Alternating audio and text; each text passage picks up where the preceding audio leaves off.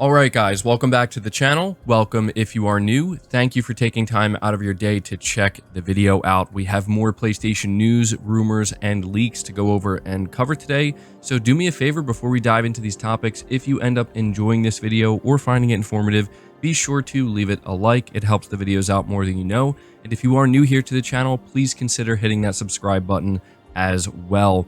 We're starting here with some not so great news for anybody who likes to collect or buy physical PlayStation 5 or PlayStation 4 games. We're talking about Like a Dragon Gaiden, the man who erased his name. This is being reported by Push Square, where they're talking about the game and how good it looks and how a lot of people are very much excited for it. But they say the one problem, it may be a digital-only release with apparently no plans for a physical version. While we're still awaiting confirmation from Sega, we've asked the publisher for comment and will update if and when we get word back. Fan channel Camarucho Bros noted that it has spoken to retailers that have reached out to Sega and has concluded that there is no physical ESRB version of the game. Obviously, this only applies to the USA right now. There may be different plans in Europe. None of this rules out the potential of a physical version launching later down the line, of course. Sega has approximately 3 months to change its mind, or it could partner with a company like Limited Run to get boxed copies out into the wild. Of course, this is becoming a trend. The upcoming Alan Wake 2 will also not have a physical release as things stand. Obviously, there are still plenty of people who prefer to purchase boxed copies of games, but that doesn't change the fact that digital sales are gradually beginning to overtake retail sales. There are still advantages to physical. Of course, games can be displayed on shelves and retain resale value, but perhaps in this instance, Sega doesn't believe the market is big enough for a retail release to justify effort. And so yes, this is something I recently came across, and it is very disappointing and disheartening news. I personally am somebody who likes to buy my games physically as often as I can, especially when it comes to these bigger AAA titles. I always try to go for the physical version, and to see not just one, but now 2 AAA games not getting physical releases and being announced to essentially be digital only, it seems like it is potentially a sign of things to come, and I have to admit, it's not ideal, right? I think that even people who do prefer to buy their games digitally could at least agree that removing that option is not ideal.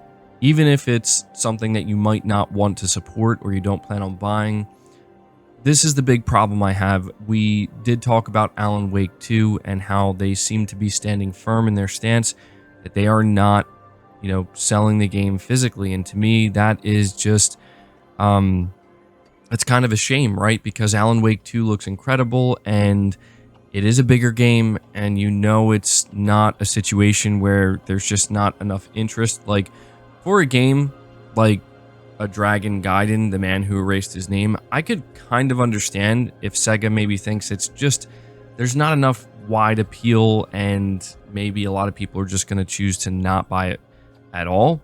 And so maybe that potentially justifies not doing a physical version. But especially when I think about a game like Alan Wake 2, I cannot get on board with this trend of just going digital only with big AAA releases. I feel like it's just simply too soon. And it is worth noting that we haven't gotten any official confirmation from Sega yet, so maybe they're just kind of testing this out and seeing the reaction. And if enough people seem to vocalize a negative reaction, maybe they will change their minds on that. But as it stands, it seems like if you're excited for this game and you want to get a physical version, that is seemingly not going to happen. So I'll update you guys if we get any more news on that. But we are going to move on to the next topic. And this one, some people might find surprising, and I have to admit, I was quite shocked to discover this myself. But apparently, one of the games that journalists are playing or have been playing and experiencing at Summer Game Fest is Foam Stars. Now, Foam Stars is a game that a lot of people, I think, immediately made fun of, myself included, because it just looks like a complete ripoff of Splatoon, and to me, it just didn't look very good. Apparently, for the people who have played this game, it's really, really good, which is quite shocking.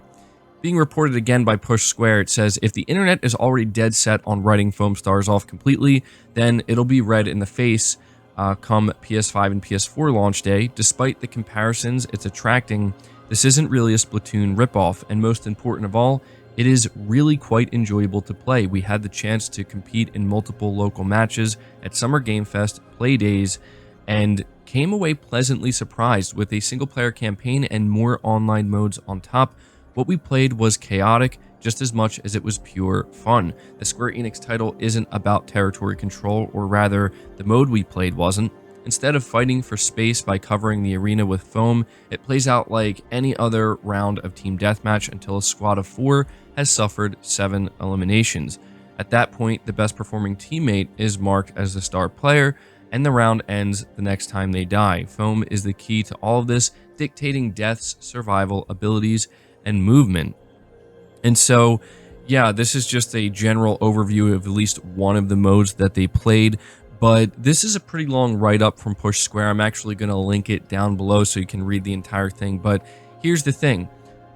Push Square is not the only one saying this game is really good. I think Andy Robinson of VGC actually said that Foam Stars was his game of the show walking out of Summer Game Fest based off of everything he played. That is wild and truly unexpected, and everybody who has played this game is actually saying it's a very, very good game.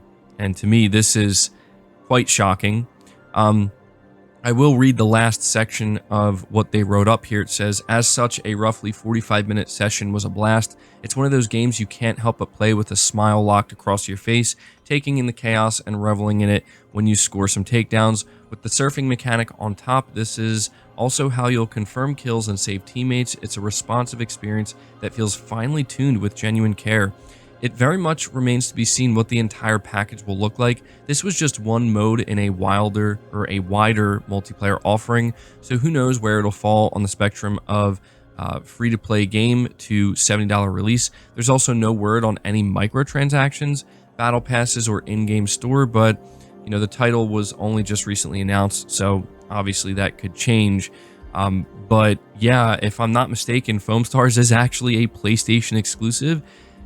And we'll have to see, man. I have to say, it's still not a game that I feel necessarily inclined to play. It's going to be a very tough sell, but this is quite surprising to me. And I just wanted to make sure to let you guys know that for those who have played Foam Stars, they are all walking away saying it is a very, very good game. And apparently it has a single-player campaign. Had no idea. So there you go. Let me know your thoughts about that. But we are going to move on to the final set of topics. Continuing to talk about Square Enix, I have another article here from Push Square. It says, Sony's partnership with Square Enix has never been stronger, says Jim Ryan. PlayStation bigwig Jim Ryan made a surprise appearance during Final Fantasy XVI's pre-launch live stream overnight, where he said that his company's relationship with publisher Square Enix has, quote, never been stronger, end quote. In the brief speech, he mentioned that Sony's collaboration with the company goes back to the start of PlayStation's existence, and that he values everything we do together and your commitment to our brand and business. Obviously, this is all just corporate waffle pertaining to the fact that Sony signs a lot of console exclusives from the company, including the aforementioned Final Fantasy XVI, but also the upcoming Final Fantasy VII Rebirth and this year's Forspoken. If you read between the lines, you could come to the conclusion that more console exclusives may be coming. At this point, we honestly wouldn't even be surprised if Kingdom Hearts 4 got money hatted as well. Either way, it's clear the two juggernauts are thick as thieves right now. It'll be interesting to see how this relationship matures throughout the remainder of the generation. And so, yeah, definitely something worth mentioning here. Jim Ryan making it crystal clear that their partnership with Square Enix is stronger than ever before, and it's obviously going to continue going forward. So there you go. But the final and I think most exciting announcement here is that the Final Fantasy XVI demo is now live on PlayStation 5, and progress you make in the demo will actually carry over to the full game. This is what has been revealed by Square Enix. A lot of people have been patiently waiting for this Final Fantasy XVI demo, and to me, this is the best way to do a demo, right? Give people real incentive to download it and play it by allowing any progress you make in it to carry over. I'm incredibly excited. I personally haven't played it yet. I do have it installed on my PS5, so I'm going to be playing that today, and obviously I'll let you guys know what I think of it. But there you go. If you're somebody who's been waiting to play this demo, or decide if Final Fantasy 16 is going to be a game that you want to play, download that demo and give it a try. So yeah, that's going to do it for this video, guys. I hope you did enjoy it. I hope you found it informative. If you did, be sure to leave it a like, subscribe to the channel if you're new, hit the bell notification icon, and feel free to share this video out on top of all that. But until next time, guys, take care.